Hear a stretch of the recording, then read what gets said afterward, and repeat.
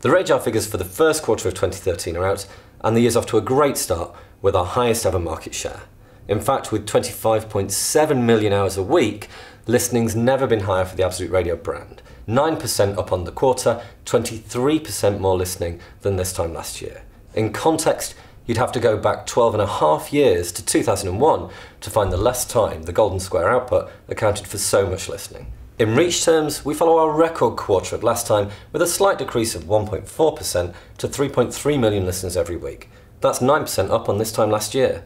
And in terms of our individual stations, Absolute Radio holds steady in reach terms at 1.7 million. That's slightly down on the quarter, but slightly up on last year.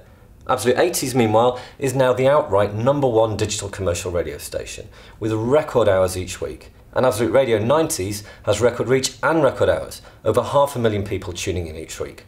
Of the rest of our stations, classic rock, 60s, 70s and noughties, all of them, all show increases in listening compared to this time last quarter. In terms of shows, it's an amazing week for Christian O'Connell, with 2 golds and a silver at the Sony Awards, making it 10 golds in 10 years for Christian.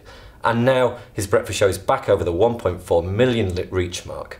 In fact, in London, with 2.2 million hours, Christian's the second largest breakfast show commercially, just behind Dave and Lisa. And again in London, Christian beats Nick Grimshaw in terms of listening hours. Also on the schedule, Frank Skinner's show posts record reach and hours, and Rock and Roll Football is listened to by more people than this quarter or last year. In terms of how people listen, for the first time ever, DAB digital radio accounts for over half of listening to Absolute Radio's network.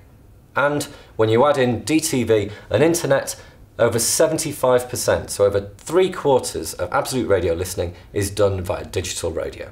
This compares well to the industry, but it's also great to see the industry grow itself, with a 1.3% increase to 34.3% of all listening is now being done on digital. This could in part be due to strong DAB sales in the run-up to Christmas, but also due to strong performance of new digital stations. Elsewhere in radio, there's a mixed bag of performances, with Radio 2 more dominant than ever, and yet Radio 1's lost listeners, with Nick Grimshaw having 1.3 million fewer people tuning into him than Chris Moyles did the same time last year.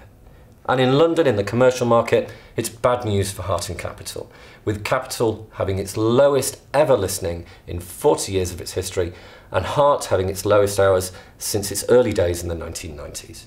Kiss and Magic both lose hours too. Kiss down 23% and Magic down 10%, but Magic's still the London #1 commercial station. XFM meanwhile has seen good news, with a strong first quarter for John Holmes, at a time when the new music scene seems to be moving more back towards guitar-based music and the sort of thing that suits XFM's playlist. And finally, looking at our fellow national stations, it's a great week for Classic FM, who follow up their brand of the year at the Sonys with an increase in both reach and share. Over at Talk though, they're back under the 3 million reach mark and fall underneath the 20 million hours.